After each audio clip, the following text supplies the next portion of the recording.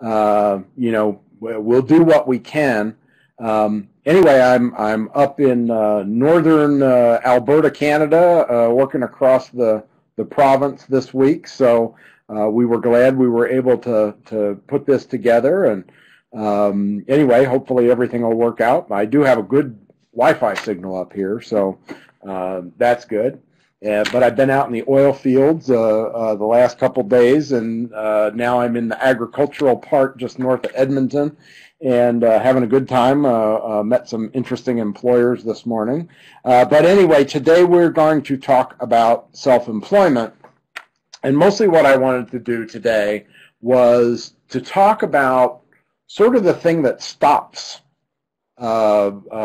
most people from moving forward with self-employment, and that is that folks get really hung up on the business plan.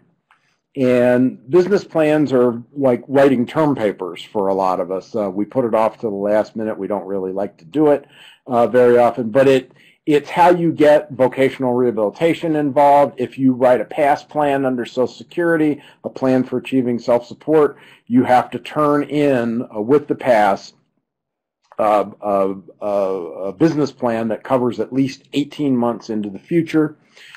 So they're pretty critical. And so what we've used over the years is that we've kind of broken it down. We kind of did a task analysis, and we break down the sort of the research function and the writing function. And the research is really what drives a business plan. A good business plan is how well have you done that portion of it.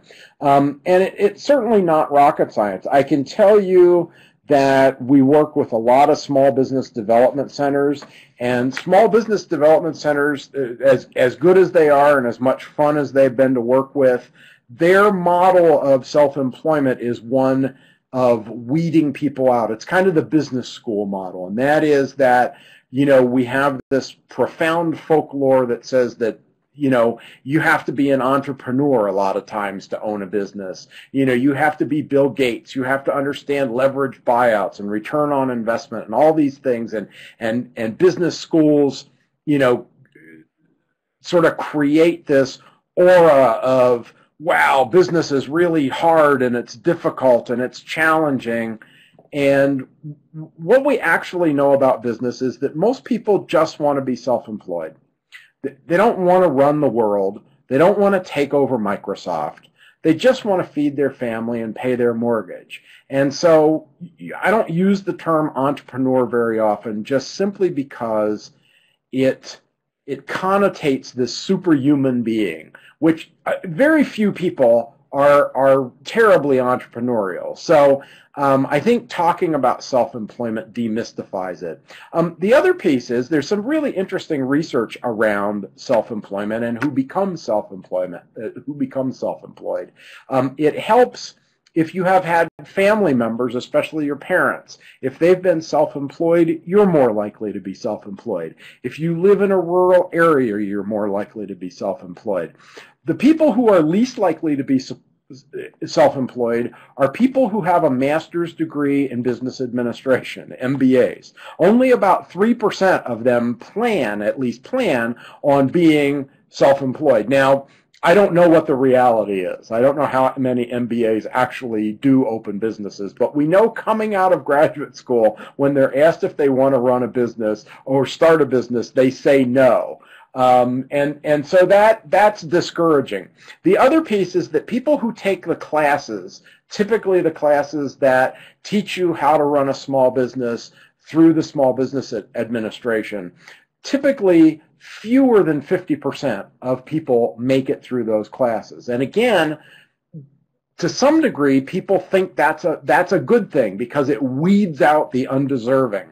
We don't believe that. We believe anybody can run a business, although we know it's not necessarily true that everybody should run a business. So we really, again, we use this flow chart that I hope is up on your screen right now, and we go just like for wage employment.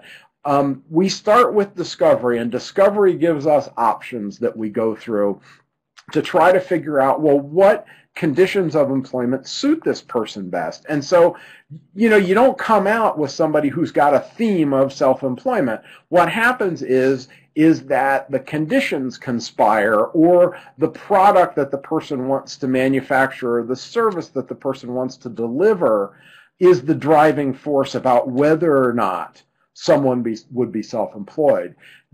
It's very, very seldom that you run into someone who you go instantly, that person ought to be self-employed. If you are finding that, then you've jumped the gun. You've probably done something wrong in discovery. And so discovery should give you multiple options around how it is that you earn a living. But again, we use self-employment when it makes sense to use self-employment. Or, you know, so that when, you know, like for me, I don't know that I could go back to working in an office. I much prefer working from home, or getting on a plane, or getting in a car and going and work in the field. I really don't want to sit around an office anymore. And it's not that I don't like people that work for me and all that stuff, but it just doesn't suit who I am at this point in my life. I don't know that I'd have been very good at self-employment when I was younger. I don't know that that would have fitted, you know, what I needed in my life as far as support and those things. So we really look at the conditions of employment. You know, one of the most self-employment remains fairly underutilized, obviously, and I think we can say that about the general population. It will be interesting to see with the Affordable Care Act if more people quit jobs that they don't like to open their own business, now that healthcare isn't the major impediment to being self-employed, which for many, many people, that was the argument, was I would quit my job tomorrow and start this business, but I can't get health coverage because of a pre-existing condition, or my kid's got a disability or whatever. So we will see if that is the case over the next decade, my guess. But you know, one of the groups that we've actually served a high proportion of folks with psychiatric disabilities and various mental illness diagnoses over the years, because self-employment accommodated various symptomology, or you know, when decompensation happens, that somebody in particular businesses might be able to shut down, or to have somebody else step in and do their work, or just have a little bit more flex time, the ability to adjust your work schedule around, you know, medication side effects and things like that.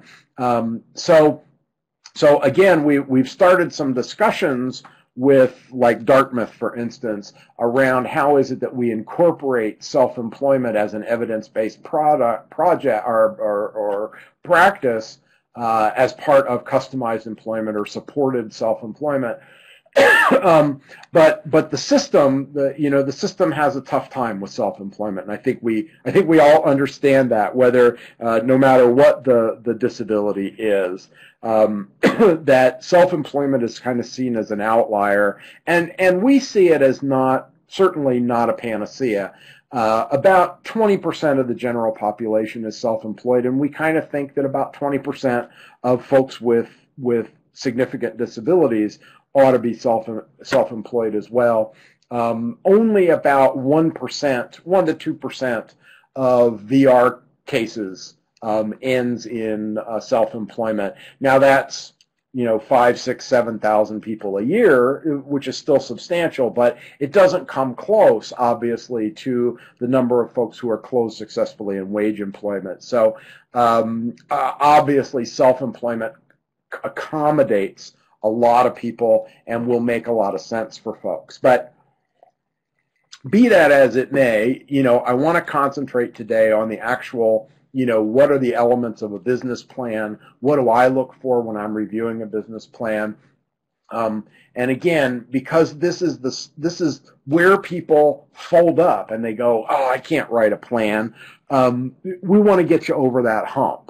And so there are a lot of little tricks that we use, and one of them, again, is just a simple task analysis approach to breaking it down and saying, do this step then let's look at it, then do this step, and then let's look at it and do this step. And it actually, by the time it comes to writing it, you can generally write a business plan in a day or two. I also use a counseling technique when I work with some people who maybe, are not going to ever write. They can't read or write. So I may tease out through a counseling process, some of their critical factors and why they want to be employed and what does that look like, and then set up, again, discovery and set up, how is it that we're going to test the business so that we can gather that data together and make sure that I'm not putting words in somebody's mouth, and really take a fair amount of time sitting down and talking through the business process. This is where families can be very involved. We work with a lot of families, and they own small businesses, and they've written business plans, and they can get it done. But, probably the best thing that you can do is, when it comes time to write a business plan, is to not go to work that day. Stay home, lock yourself in the basement with a computer, and just knock it out. But again, this business plans seem to be a major headache for almost everybody, and honestly, they're one of the easier parts of the process. I think we spend a lot more time around the funding and around the feasibility studies, which I'll talk about. So there's a lot of folklore that we kind of want to overcome. First of all, most small businesses succeed, unlike what your mother and father told you and your rehab counselor may have told you. According to the U.S. Department of Commerce, 79% of small businesses last over 8 years in the United States. Why that's important? Let me tell you, to get to that figure, you have to take restaurants out of the equation.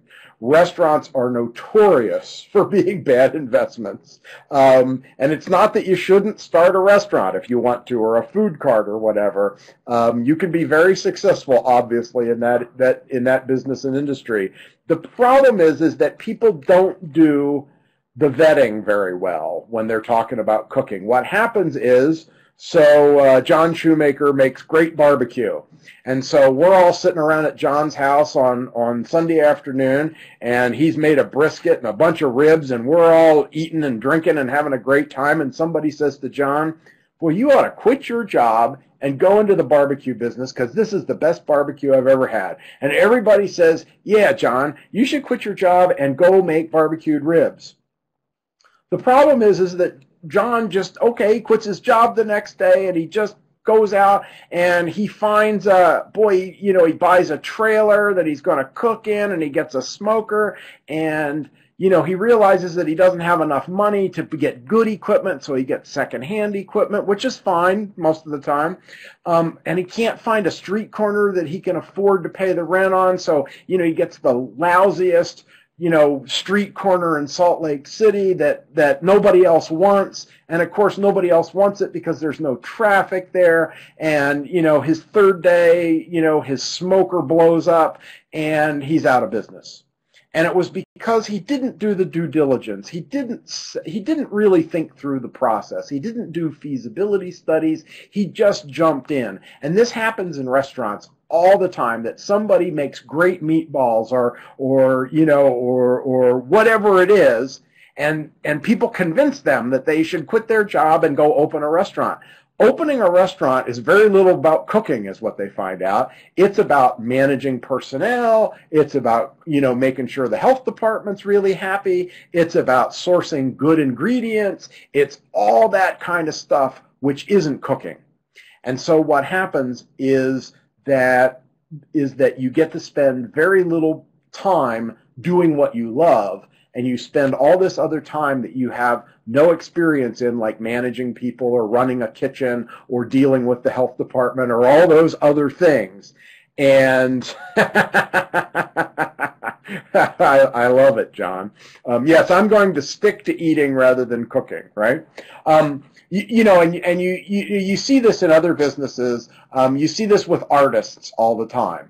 that, and this is kind of jumping to the job description, which we've talked about before, is that we jump to the job before we understand the skills and the interests and the conditions of employment. Is that, you know, I can't tell you how many artists I've worked with where people will say, you need a gallery. Well, a gallery to an artist is like a restaurant to a barbecue cook. You're cleaning toilets, you're dealing with customers, you're doing all these other things, and that consumes you. You're not painting anymore. You're not sculpting, because you're spending most of your time with this albatross of a gallery around your neck, doing things that you didn't want to do. That running a gallery is not art. Running a gallery is property management. And so, you know, again, getting through, you know, sort of the haze by using good discovery methods really will figure that stuff out. And so, you know, when we've worked with people who wanted to be cooks or whatever, we've figured out ways that they can do that. Maybe also, the high pressure restaurants are not good for a lot of people, for anybody, disability or not. And so we rethink about, well, where do people cook that where they're not in a restaurant, where there's not, you know, a lot of drug abuse and high turnover, so there's no natural support being built. Where is a better environment for folks? So we really try to rethink, you know, the process. And again, it's kind of like, you know, okay, here's the core thing that I want to do. Here's my theme, but let's rethink the environment. Kind of like if you work with somebody who really wants to drive, but they can't get a driver's license for whatever reason, because of their disability or whatever else. There are lots and lots of jobs where driving is required, but you're not doing it on public roads and you don't need a driver's license. So, you know, I kind of challenge you to rethink how it is that you conceive of business a little bit, and not fall into those traps. 90% of small businesses owned by people with disabilities succeed. That's our track record. What happens though when we and this is for a couple reasons. One is that we're really hard on business ideas. We don't jump at a business idea. I'll tell you that most people who come to me who tell me they want to open a small business, most of them get a wage job. Just because so many people come to us who have failed at, or they've had really bad experiences with wage jobs, because the job development wasn't done very well and it didn't accommodate who they were. And so we can sort of like look at that and go, geez, you know, it's easier to get a job. You're not really in a position to maybe do some of the executive functions, or you have a great business idea. It's just that the market isn't there yet, or we can't capitalize the business. But that doesn't mean you can't succeed in a job that would be of your liking. So we're really hard on business ideas. I'd like to think that we're easy on people and hard on ideas. And the place where businesses fall apart is that our service system is not built for long-term support. And this is where people get into trouble, is that people will do okay for the first year or two, but what happens is that people often don't save to replace the truck that they bought, or the chainsaw that they got, or the lawnmower, or the printing press, or whatever it was, that piece of equipment that helps them do their job. They didn't save money to replace it when it breaks. And so it breaks, and there's no redundancy built into the business. There's no backup piece of equipment. And there's nowhere to go for more money to buy that.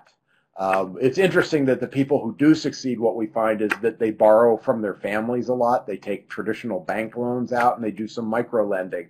But a lot of people fold up at that point, and it's a shame. You know, we want people to emancipate from the system, but in self-employment, you know, a lot of times if the business has any complexity at all, you know, and it's a long break even. That means it's going to take them a while until they start making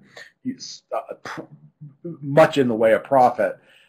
Somebody needs to be attached to that business so that when the marketplace changes, or when, you know, it's time to recapitalize, to buy new equipment, or whatever it is, people get sick, whatever the crisis is, that there's somebody there to help. And that's just the way that it is. And as you know, a lot of the folks that we work with are pretty isolated when things go bad. And so, again, be thinking to that long-term support. And it's a good thing and a bad thing about our system that we emancipate people, but it's also a bad thing sometimes if we haven't created other sort of natural supports for folks. So, and people do get sick. I mean, we know that kind of thing happens. People get divorced.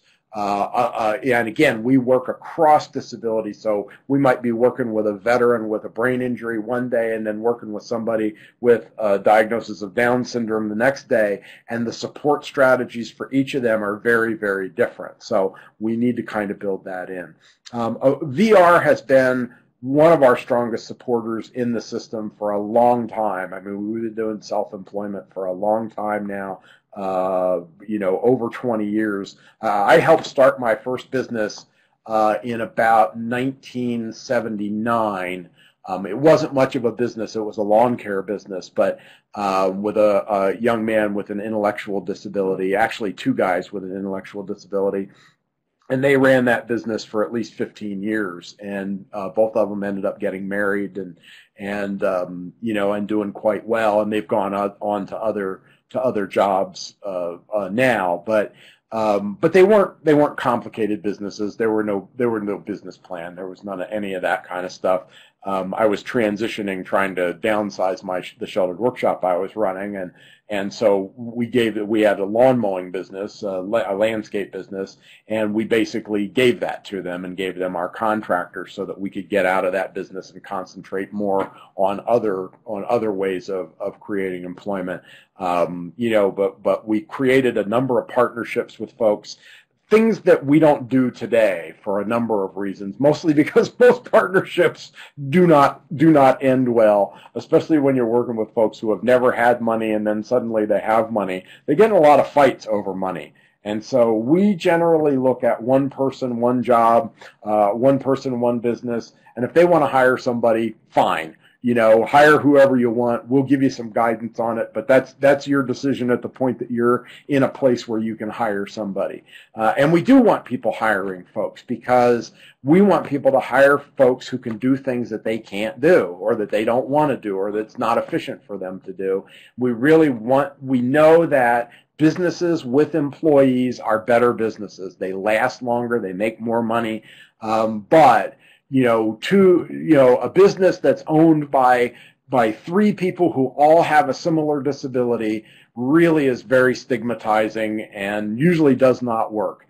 Just think about if you're managing people, if you're a manager, would you rather manage one person or three people? When you got three people, you got 3 times the amount of troubles. It's the same thing in business. If there are 3 business owners, you got 3 times the number of problems.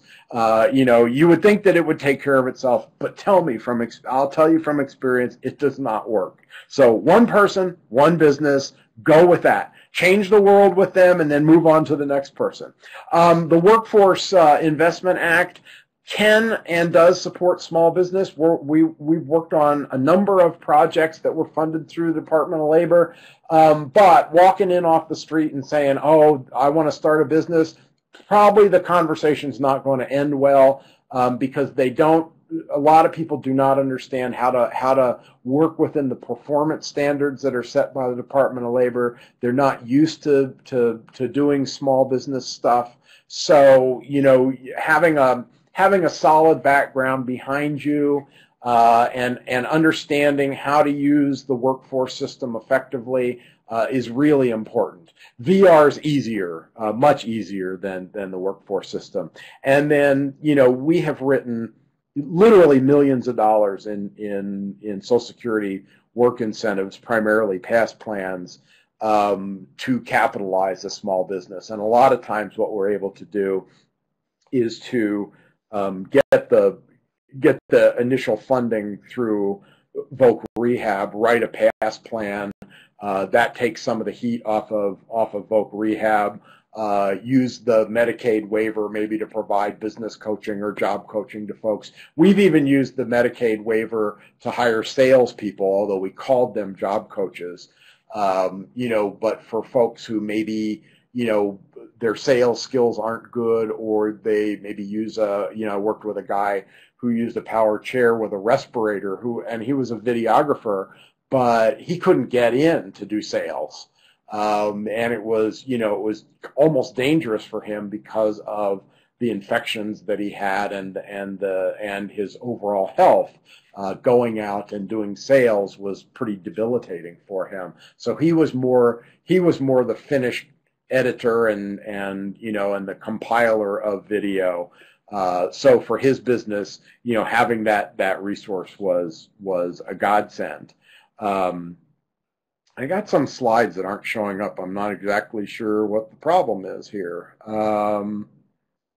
Maybe we're going to see something here. Maybe it's just a little bit of a delay here, I'm hoping.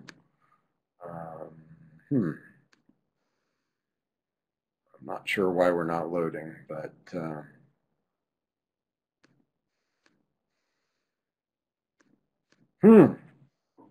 well, I don't know what the deal is. We had it loaded before.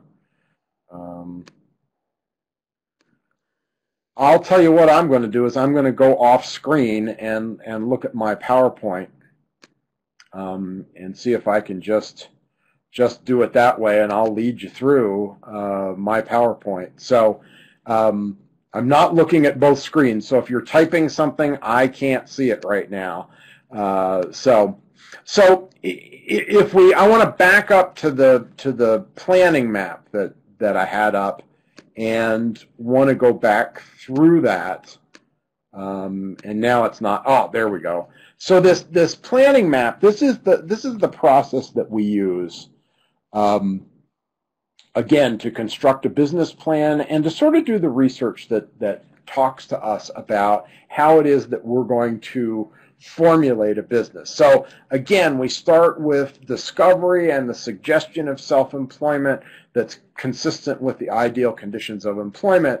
And then what we do is we really kind of use this almost a Socratic method where we walk people through the process, and we have a series of questions that we want answered. And again, depending on the state you're in and who you're working with, who your funders are, in some states, like Voc Rehab, if you're going for Voc Rehab funding, they'll actually give you the business form, the business plan form, and make you fill it out. And they'll tell you all the different things that they want. So thanks, Tim, for that. We'll plow through this just fine, I'm sure. So like in Colorado, if you go to Colorado, you get this giant book, which is very intimidating. And it's, God, the last time I looked at it, it was like 100 pages of forms that you had to fill out. Really what they're telling you is go away. We really don't want you starting a business, and we obviously don't know very much about business either, and we're scared of it. I think Utah is a lot easier in that perspective, and one of the great things about Utah VR is that they've been one of the leaders in self-employment around the country. So I don't think they've done a lot around intellectual disability and around psychiatric disability. Maybe they've done more than I know, but they've done a good job with folks from other walks of life, other disabilities, and you just got to give them credit for doing that, for stepping up when other agencies maybe haven't. So be that as it may, if you're going for VR funding, you want to sit down with your counselor and talk to them about, what is the process that we use here in Utah to do this, or wherever you are. But we go through this basic map, and it's a map that goes back and forth. It's not terribly linear, although we find that it kind of works better if you go in this direction.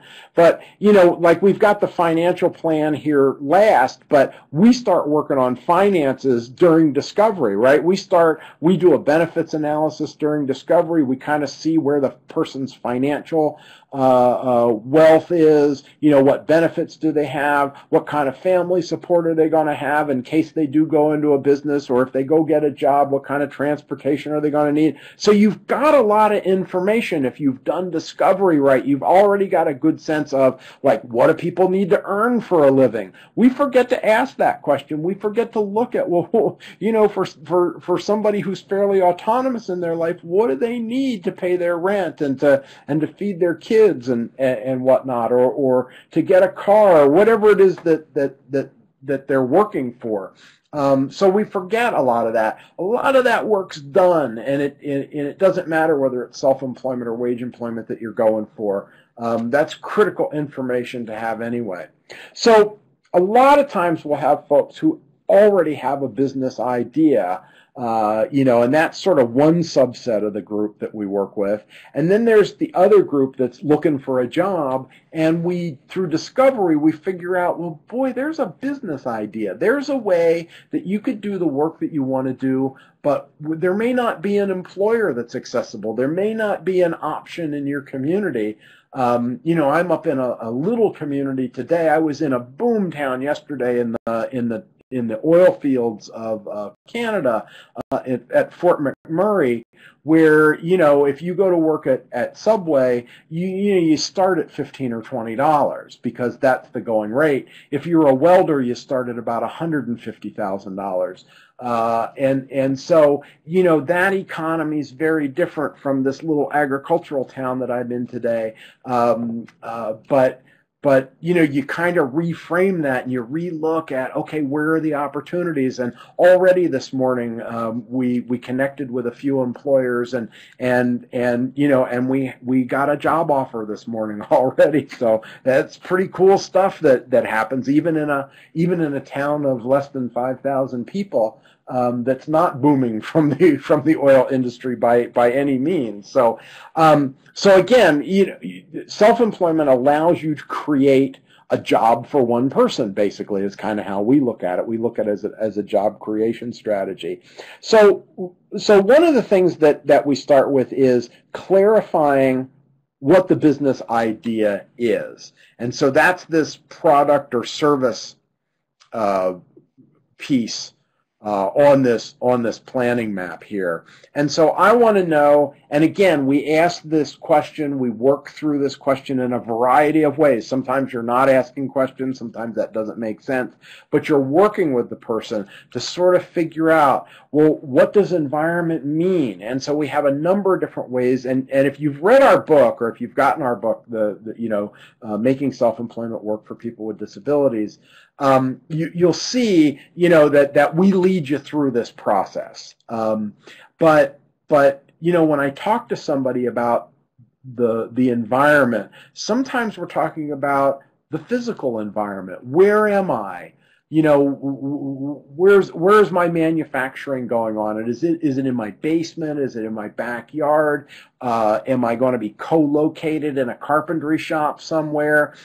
Sometimes other bits of environment, and again, this is why we ask the question in multiple ways. Sometimes when we talk about the business market, we're talking about competition. Well, we come back to competitors next, but all the same, it's nice to know what people are thinking about. What does the business market mean to that person, so that we can have a little conversation about, well, so you want to make cheeseburgers and sell them on Main Street out of a cart. That's great.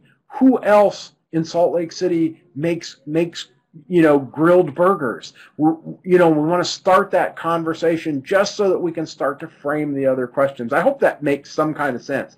It's really nebulous at this part of the game sometimes when you're trying to fit what you've learned in discovery with maybe a business that's going to accommodate a disability that we can't figure out how to accommodate, you know, in an existing business. You know, I can give you, for instance, you know, a young lady that we worked with, you know, who had a diagnosis of fetal alcohol syndrome, and that's you know, again, a spectrum disability, much like autism. And, you know, when she was an adolescent at the time that we started working with her, she would just go off. No antecedent to her behavior that we ever found. It was just something would happen. And we don't know what that something was. To this day, we don't know what that thing was. And so, you know, trying her in a couple jobs became really unsafe. And so we looked at a single owner-operated business to figure that out. And, 15 years later, her behavior is very different. She grew out of that adolescent phase and that, taking a swing at people who looked at her funny or whatever the end. Again, I don't know that was the antecedent. But today, those behaviors are, we haven't seen those in a dozen years now. But she's still successfully self-employed and still makes her product in her basement. So, again, that was a nice accommodation and it worked out well and her business was profitable. And so, that didn't need to change. We look at the potential or the feasibility of the business. That is, how long do we think we can keep this up? How much money will it generate? Will it have customers? And we start thinking right away from the beginning, how will this business look different over the next few years? Knowing that we're, as human beings, we are really terrible at predicting the future. I can tell you that the business plan for our company was relevant for about 10 days. And then it was irrelevant after that. But what it did, and this is why a business plan is important. A business plan isn't important because it tells you what the future is going to be. It prepares you for the future. It makes you think about the future. And, we don't spend very much time generally in our culture thinking about the future, and we certainly don't think about the future of people with disabilities. If we thought about that, the way that we deliver services and the way we pay for services would be very, very different than it is. So we're really starting to think about what happens if, and that could be what happens when we earn this much money through our sales projections. What does this do to somebody's SSDI check in 18 months? Or 12 months, or 5 months, if they've already, worked through, their initial period, right? And so, it gets us thinking, it gets us out of our box and thinking differently about what might happen. We'll start to think about things like, okay, so John's decided to make chocolate chip cookies, and he lives in a town of 900 people. How long before people are tired of chocolate chip cookies?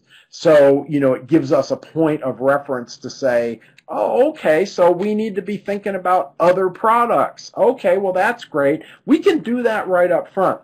Usually feasibility, what I look for is and feasibility is basically your proof that your business is going to succeed. The hard part with that is that we're way too honest in our field. And most of the people that we work with are way too honest. And we know in our heart that we can't predict sales. I mean, I know that I can't predict sales. I can now, but 15 years ago, or whatever it was when we started our business, 14 years ago, I couldn't predict sales.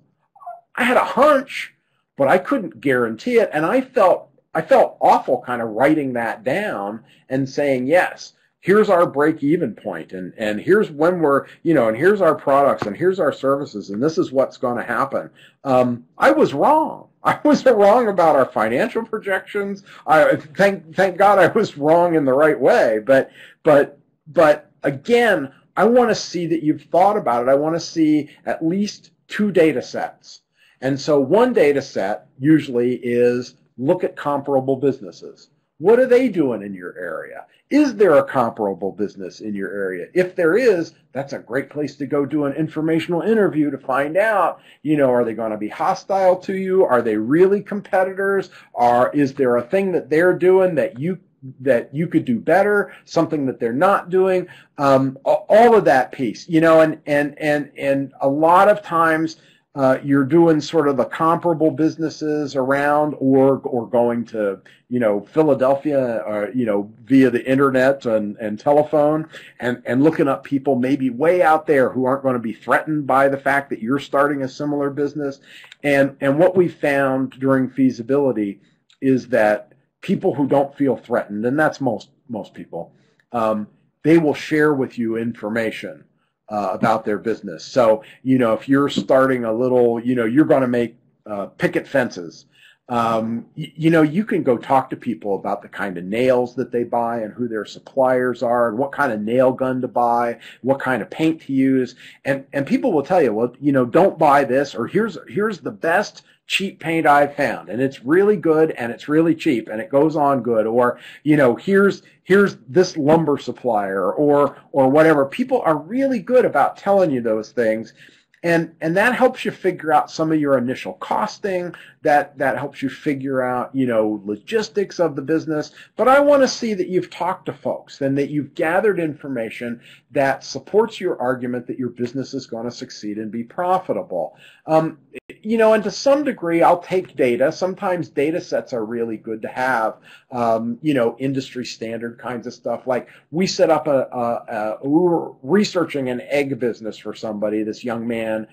His family had run a fairly large, for its time, fairly large egg production business in Idaho.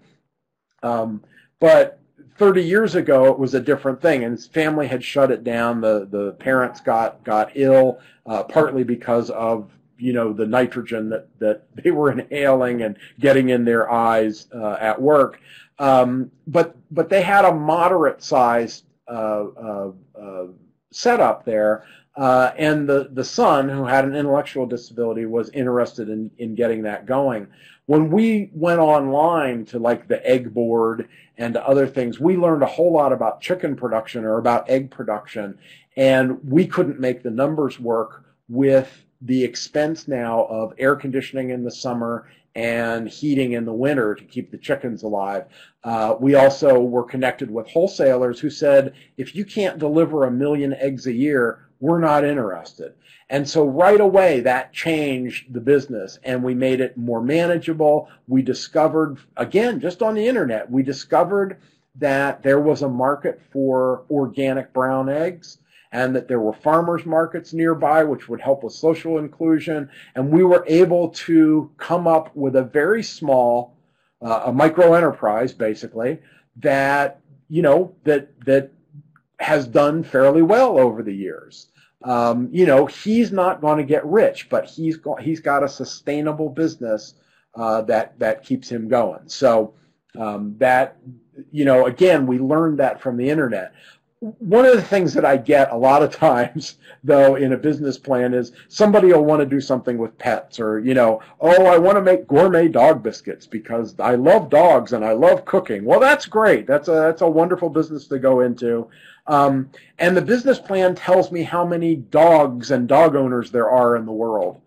You know what? That has no relevance to me. So don't put that in the business plan. I don't care that there's 2 billion pet dogs in China. You're not probably selling to China. If you are selling to China, then it's relevant. But I don't care otherwise. I want to know, if you're running a neighborhood business, I want to know about your neighborhood. And so have you walked door to door and knocked on people's doors and said, here are my biscuits. Do you think you'd like to buy some of these if I made these every week? You know, or do you need your lawn mowed every week? And we still do a lot of sort of door-to-door or phone calling, that kind of stuff, to do feasibility. We can do online. We can do Survey Monkey kinds of things. Go to the Chamber of Commerce and buy an email list of their clients. If you're doing, for instance, a notary public business that we set up in another state. You know, you go to the Chamber of Commerce, you buy their email list, you write to all those business owners, and you say, we're starting a notary business. You know, tell us about your notary needs. You know, and you set up a multiple choice question and questions about pricing and questions about convenience and customer service. And you ask 5 questions, and people send you their data. And what we found is that a lot of times, if it's a good business idea, they'll write, when are you opening? You know, yes, I need that right now. You know, so again, lots of different ways to do feasibility.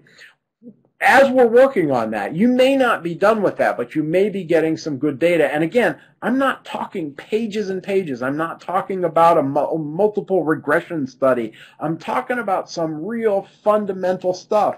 I've taken, I have a friend who's a carpenter, runs a cabinet shop, and I asked him one day, I said, you don't have a business plan, you don't have a website, no Facebook page, your telephone's unlisted, and yet you've been running a successful cabinet shop for years. And he goes, yeah. Well, how did you know that you would be successful? And he says, well, my dad ran one for 30 years, and I grew up in the cabinet making business, so I just kind of knew how to do it. I can't argue with that. I'd like to argue with that, but I can't argue with that. You may find funders who will argue with that, by the way. But obviously, he was very skilled, right? But it was shocking that he didn't have a phone number that was listed. He's all word of mouth, and that's the way he likes it. He takes on enough work to keep him busy, to pay his mortgage, and it gives him enough time to go hunting and fishing, right? So he's got all the work he needs, is what he says. So anyway, there's a lot of ways to do feasibility. One of the best ways to do feasibility is go sell some if you can do it. We've gotten flea market tables for a couple weekends.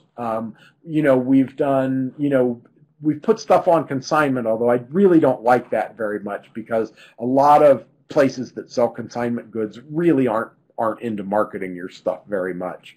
But if there's a way to go, if you want to open, say you want to do car detailing or something, go detail a couple cars in your dad's garage or something and see what you got away with charging. See if you really liked it after you did a few of them. The city's not going to track you down and demand taxes. In most cities, if you're just testing a business idea or you're just doing a flea market or whatever, they're not worried about sales tax until you've hit $1,000 in sales or so. Again, you have to check with your community because it varies. But they're probably not going to bust you for washing a car or two without a license, without a business license. So just be careful if you're supporting somebody who's getting SSI or SSDI. People still need to report wages. And I'm saying that with a wink and a nod. So I'll deny I said that, even though Tim is recording this. As we move through the business planning process, and again, it's not terribly linear. You can be you're actually working on all these things at once. But as we come to the 3 C's, customers, competitors, and capabilities, I look for what I call primary and secondary customers. And again, it's to get people to think a little bit more deeply. And a lot of the folks that we work with, of course, have somebody counseling them, somebody working with them to help them get through their business plan. And again, you can have a great business idea, but you do need to break it down and think about these kinds of things. A primary customer is somebody who buys your product and uses the product the way you intended them to do it, right? So it's the person that's in your brain right now that you're thinking, okay, the typical person who's going to buy, my car detailing is, a person who uses their car to commute all week. They're going to drop it by on Friday night. I'm going to bring it back to them Saturday afternoon, and they're going to pay me $100 to detail that car. And that's the person. And I know that if I start work on Friday night, I can work without sleep till Sunday afternoon, and I can do 6 cars. And then I'm going to charge $100, so that's $600 a week, and then I'm going to sleep for 3 days, and then I'm going to get up and go do some marketing and get my other cars lined up, something like that, or the cookies or whatever it is you're selling. The secondary customer makes you think a little bit about, well, who else would want car detailing or something similar to it? And that's where you get into, one of the first car detailing businesses that I helped set up. The guy was doing exactly this. He was getting commuters' cars, and he was usually getting them on a Friday evening, and he would work through the night and work most of the weekend, catching cat naps and here and there. But what happened was that was just too hard to keep up, and it really wasn't a good model. He was convinced it worked for him, but it really didn't work for him or his family very well. And what that led to was identifying a secondary customer, which were fleet managers. And so what he was able to do was to get the local cab company, and this was in a place where the cab company owned the cab and the drivers just drove. Today, that's a very different market. It's probably not considered a market anymore because the cab companies wash their own cars generally, or it's just part of your duty as the cab driver is that you pay to wash the car that we assign to you or that you've bought and we give you the route. But at the time he was able to do a small cab company because it wasn't a very big city. Maybe a dozen cabs a week that would just come in for a wash and vacuum, and that was about it. And so you're talking not anywhere near the kind of money or time for a detail job. But also what happened was that there was a public utility company there that had a fleet of service pickup trucks, and they like to keep them bright and shiny. So he would do X number of their trucks every week, and they would drive them there. He would hand wash them, and then they would leave. That was a nice secondary customer, different from his primary customer, and they came at a time that didn't disrupt his primary customers. And that's very important, that your secondary customers are important, but they may not be as important as your primary customers. And so taking away from them is tough, right? So I've got a situation today that I'm in, and thanks to Tim being somewhat flexible, my primary customer hires me for weeks at a time.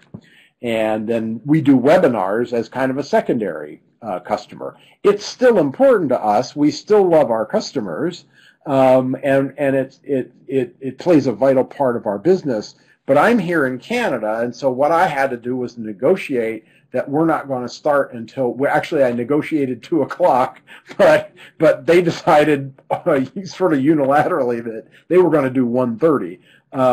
But I negotiated out of my contract an hour and a half here to say, I kind of need a break here to satisfy this secondary customer that I have that was really here first. And there were a number of schedule changes that happened that put us in this circumstance. Usually this doesn't happen. In fact, I can't think of too many times when this has happened. But Tim's been very accommodating, so I probably owe Tim a lot of things at this point. But I don't want to get that on tape. So, but a secondary customer is not a lesser customer. They're just a different customer to you. And you try to figure out how to accommodate all of them because they're all important. So mostly, again, it's having you think through the process and think about, well, how do I develop that secondary customer? Because that's a really important part of your business, right? And someday that customer may flip over. I mean, at some point, we may go from doing 90% face-to-face consultation to doing 90% distance learning. I mean, that could legitimately happen. And so, we want to pay attention to those kind of markets. Your competitors, we want to know who else is in the marketplace. A lot of people go, oh, somebody else is already doing this. Great. What that does is that if they've been around for more than a couple months, it means that, there's a market for this. That's a good thing. That's good evidence. I mean, again, think in Salt Lake, how many people sell hamburgers, right? But that's a very specific kind of business, right? That's based on, a lot of different factors, 90% of them being convenience and cost, right? Well, the hamburger place is on my way to work or from work or next to our house or down the street. from the school or wherever it is. It's convenient to get to. And then you diversify, or you differentiate yourself by the different things. You can start asking questions about, well, who does green chili burgers, or who sells beer with their burgers, or, who makes burgers out of 100%, organic bison, or whatever it is that starts to differentiate you from your competition. Sometimes you also try to make your competitors into your customers. We have people that we work with that one week they're our competitor, and the other week, they're collaborating with us. They're our customers. So I look at a couple of the universities that we work with, that we have projects with. We might go together and write some grants together. We have a situation right now where we have a couple projects with a university, but we're also now competing on another grant because the grant's not big enough for both of us to share. And it's set up in a way that sharing doesn't make any sense. We're each going to bring a different thing, and it doesn't matter. Whoever wins the grant, we're still going to be friends, we're still going to be colleagues. It's the way that it works. And there are also times when we do hands off, where we go, you know what, you're right. This should be your market. We're not coming over there. And our market's very narrow, obviously, as a company. And, again, the hamburger market may be pretty wide open. Anybody who walks in the door is our market. Anybody with money who's hungry is our market. For us, we have a more selective market. There are things that we got asked a while back to do some small business consulting with a national autism group.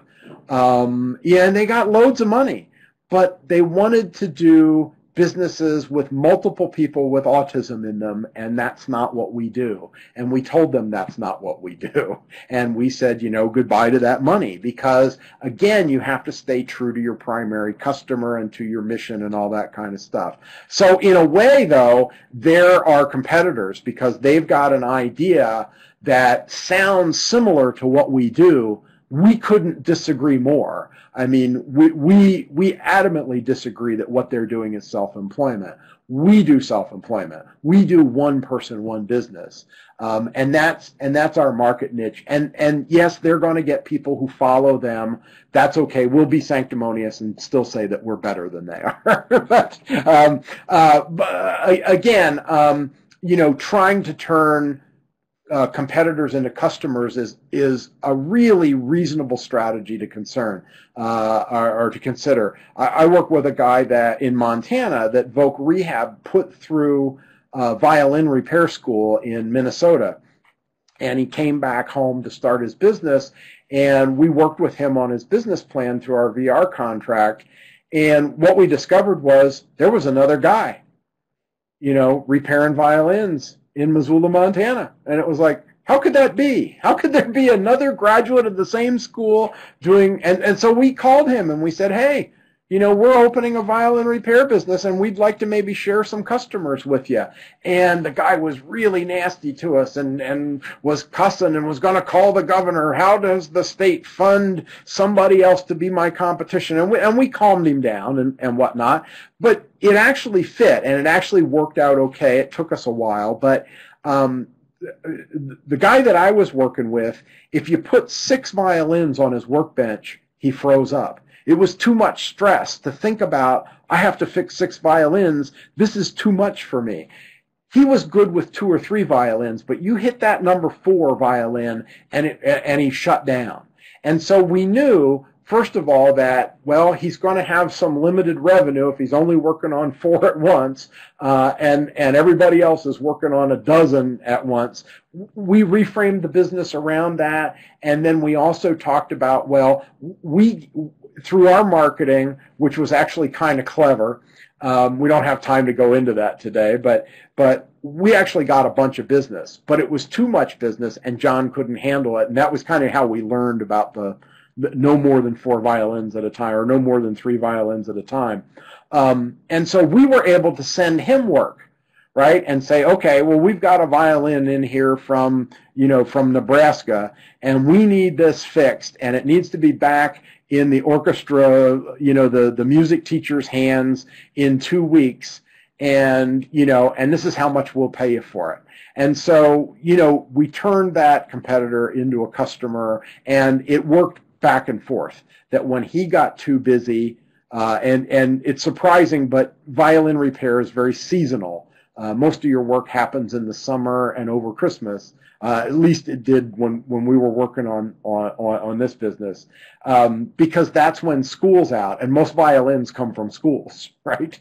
From the school orchestra or the community orchestra, and kids need them during the school year, and they don't need them over Christmas, and they don't need them over a summer break. So they're held together with duct tape until they can get the repair job done. So that massive influx in the summer or over Christmas of all these violins that needed to be repaired was a big problem for somebody who only did 3 at a time. So forming a very informal partnership and sort of sharing this customer competitor way was a means of doing that. And this leads into the capabilities thing too. We have to have a discussion about, well, how big do you want to be? And how big do you want to get? Not that you can always control the size of your business. Famous Amos, who did chocolate chip cookies, he famously said that, I couldn't control my business any more than I could control my kids growing up.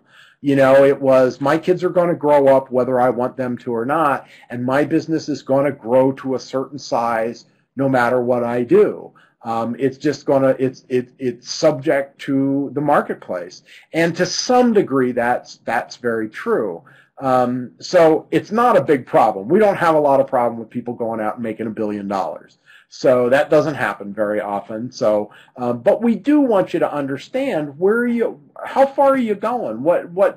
Because, you don't need an 18-wheel truck and a trailer to haul your cookies 2 blocks to the local 7-Eleven. You don't need that. So the capabilities that you've got or that you're planning impact what you're going to spend and the kind of training you're going to do, the equipment that you need, the phone system that you're going to buy. All of those things come back to your capabilities. A lot of times people have really grandiose ideas about how they're going to do things. A very common one is that I'm going to start this business and I'm going to hire 20 people with disabilities and I'm going to solve this community's problem. What the advice that I give everybody who comes to me with that is solve your own problem first.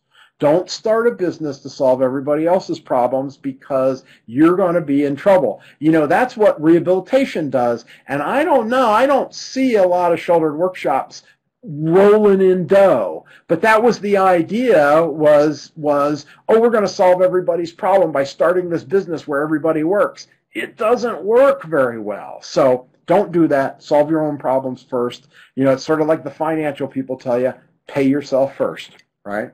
So we move on to the marketing mix, and again, we could spend a day on every one of these quadrants or every one of these steps along the way. But as we get into the marketing mix, again, thinking about marketing, people think when they have a product or a service that the world is going to beat a path to their door, and guess what? It doesn't happen.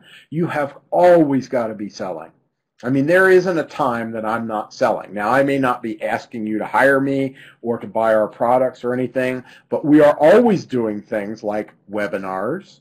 We write books. We publish articles. We do all kinds of things. We have Facebook pages.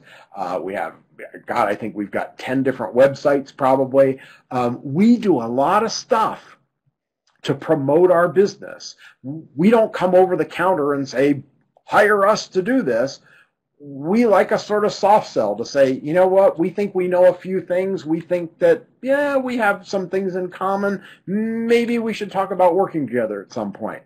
But that's still marketing. You've constantly got to be doing that kind of work. So if you're in business anyway, you kind of got to be doing it. And what we find is that people are not used to doing marketing and sales.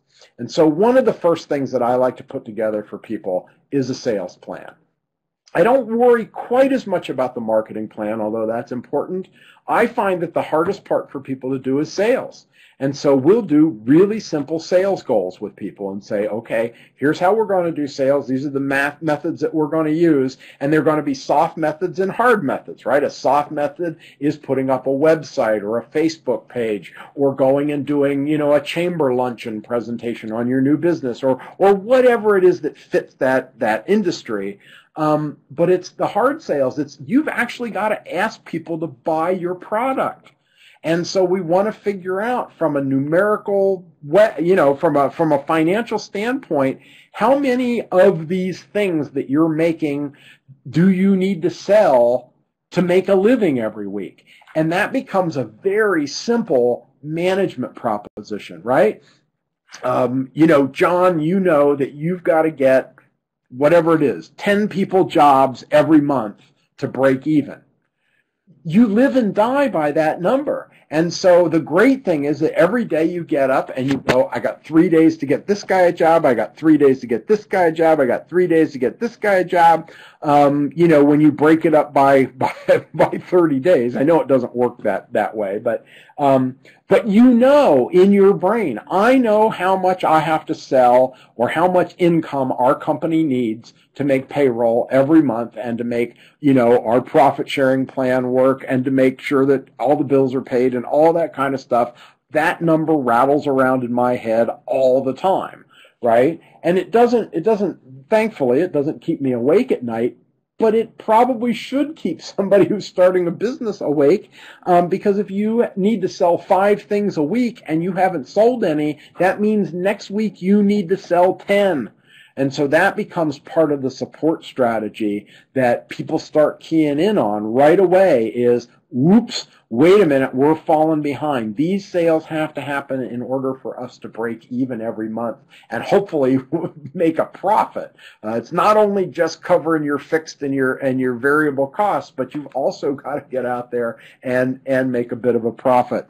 So we build that in, and wherever you want to build that in, I build it into operations. It all really doesn't matter where you put it, really. But in the marketing mix, certainly your marketing is so related to your sales. They are different things, but marketing, what I hear a lot is, and I'll get business plans and it'll, you come to the marketing section and it says marketing, and then it says, we're going to network. It's like, okay, well, networking is a concrete activity, right? You can measure networking.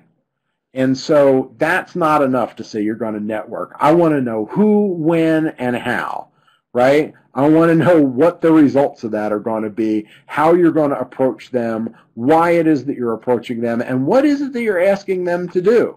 So it can't be, well, I'm joining the Chamber of Commerce.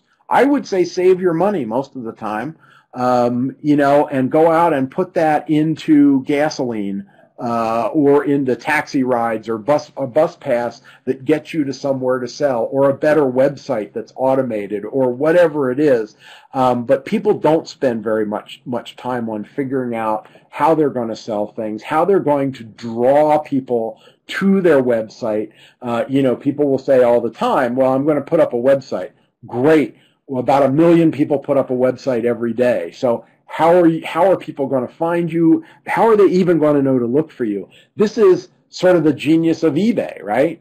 Is that eBay knew that there were lots of people out there looking for stuff, but there was no way that people knew where to look for it. eBay solved that problem. So if you needed a Beanie Baby or 40 dozen Bic ink pens or a new cell phone or a car part, they're the largest retailer of cars and car parts in the United States, I think, these days. They figured that out, right? And so, a great place for people to start a business is on eBay if they understand the product that they're selling. And again, we'd go back to discovery and say, what are you interested in? Oh, I do music memorabilia. Wonderful. So now we have to figure out how you get the music memorabilia, how you afford it, how you bring it in, how you write it down, how you set up your ad, how you do your pricing, how you run your eBay site, all of those kinds of things. around all those executive functions around your interest in music memorabilia, right? And so again, the marketing piece, we have to figure that out. How do people find you? How do you find customers? Price obviously plays a big role in that, and people buy, there's a buyer at every price is what they say in the marketing books. So you have to figure out how to differentiate yourself. And more, there are target markets for things.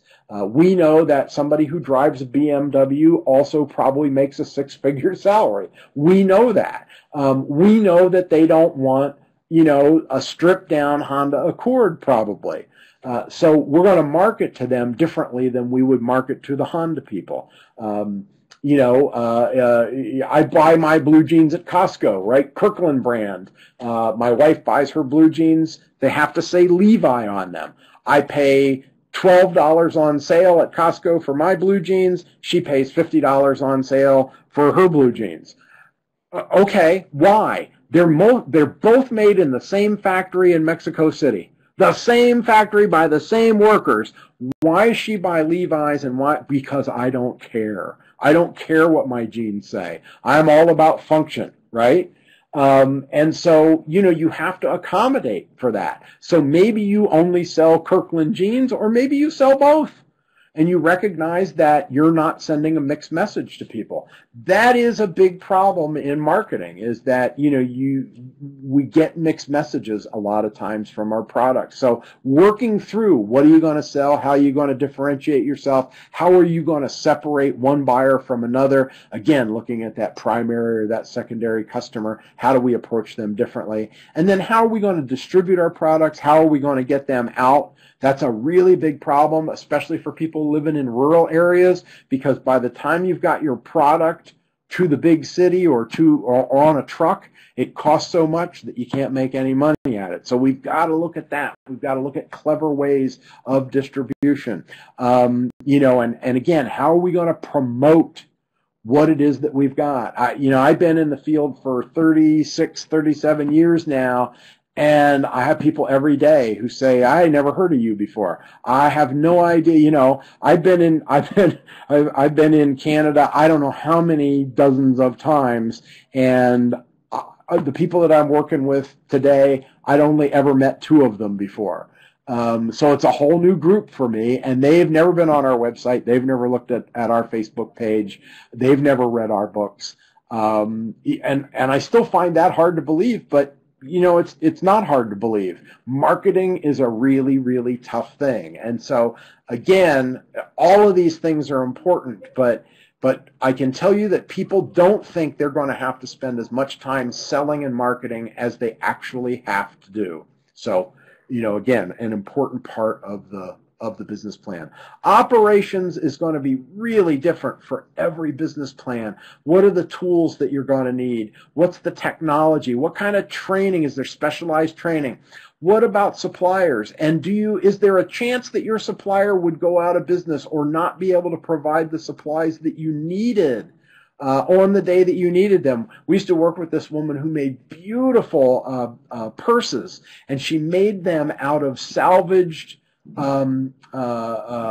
Oriental rugs, and she had a place that she bought this worn out fabric. It was very faded and threadbare and whatnot, and it looked so cool. And she could sell, a handmade purse for a couple $100 because people wanted them. They were pretty and they were kind of antiquish looking, whatnot. Well, her seller, her supplier, went out of business.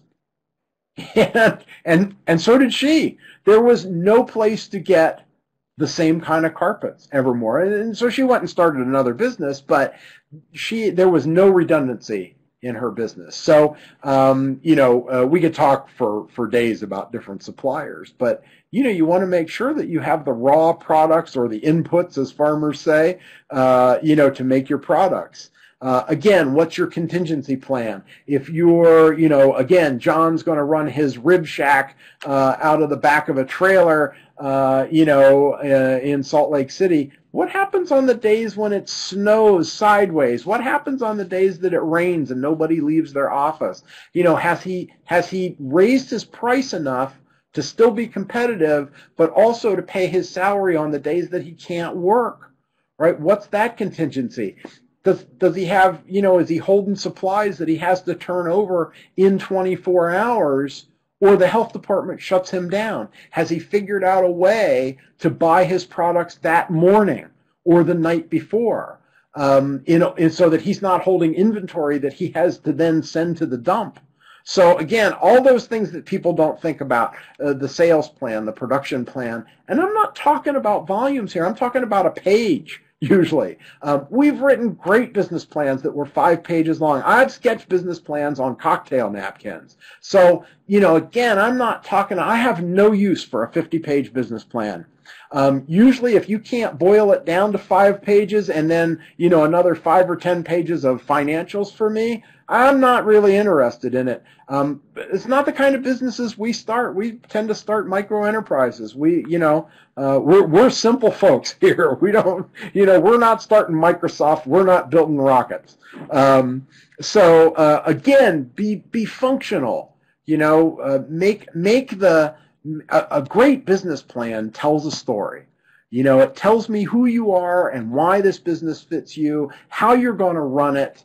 What's it going to look like? What are sales going to look like? Who's your customer? And where are you going with this?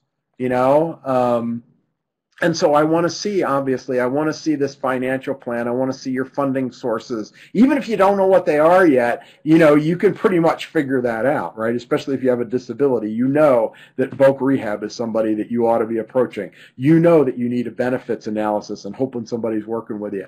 Hopefully your families maybe saved up some money. We meet a lot of families where kids, the siblings, don't have a disability and they all have college funds, and the kid in special ed doesn't have anything. Nobody's thought to save for a business, a business fund or a job fund so that, somebody can have a car or a driver or some way, some training in welding or whatever it is so that they can get a job or start a business. We want to know that stuff. I want to know what kind of cash you're bringing. I want to know when you start being profitable. When we started our business, we had to be profitable in the first month. There wasn't any, we had savings and stuff, but we were convinced we weren't going to touch that. We needed to make a profit right away, and luckily we did. Sometimes, and this is a great benefit of being on Social Security, I can't think of many benefits to being on Social Security, but one of them is that when you start your business, generally you still have your benefits coming in. And so there's cash for you to live on while you start your business. But we want to see businesses make money pretty darn quickly in the process. We don't like loading up people with debt, even though we do have a loan fund. We want to see people run a business, even if we have to start it really small and sort of hold off, sort of stage the investments along the way. A lot of people think you have to buy all the equipment the first day. You don't. You can lease equipment a lot of times, or you can do things by hand and automate later. So once you know that the business is going to go, then you can do your investment. So, again, that's the financial plan. And again, we have training. Some of you have been through our training, I think, where we teach pro forma financial planning. Pretty simple addition and subtraction. This is how many sales I've got. This is the cost of doing, these are my cost of goods sold. We subtract out this. We add the taxes in. Here's our profit or our loss. Pretty simple stuff. And again, we have templates for all that stuff. If you can't find templates online that you like, we'll send you ours. We've got numerous different kinds of templates that we use for writing business plans and financials. And with that, that was the fastest I think I've ever done it, but it was kind of nice going through it that quick. I guess I'd like to know, first of all, are there any questions? So Tim, I can do beer. That's easy. But we went through it pretty quick. I'm sorry that the technology is not working too well. That may be, it may be getting stopped over the border, by immigration. But, questions, if please feel free to email me anytime. for questions, but I'm certainly open to questions. I hope it wasn't too fast. I think it's about the right amount of time. And again, my advice is go do it. I mean, it's just, you know, we built this country is built on small business. Most of the businesses in the country are fewer than 20 employees. You know, and our heritage is self-employment. It's farming. It's agriculture. And even today, 1 out of 12 jobs in the United States is attached to agriculture in some way. That's kind of our heritage. You know, is the small family business. So anyway, other questions, if you want to type them in, or if you've got a microphone, I'd love to hear from you. We've got a few minutes here. Yeah. Hey, Cary. It's a very quiet group. Yeah, and kind of hoping during your presentation, John I had starts a lot some of people ribs. email me saying they were having trouble accessing the room today. So I think there's gremlins in the computer today. So I don't know what's going on. Oh. And I see. Yeah. Well, yeah. Thanks for your time today, Cary. And there are no questions. Yeah, because everything seems to be working. You've got pressing engagements coming up, so I really appreciate your time today.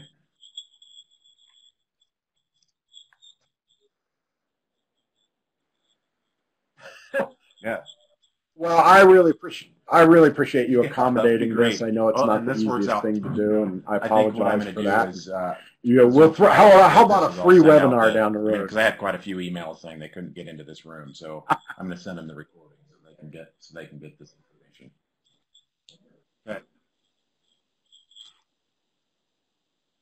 Okay. All right. Okay. Well, thanks so much, Tim, again, and thanks everybody for hanging in there. Sorry about the gremlins, and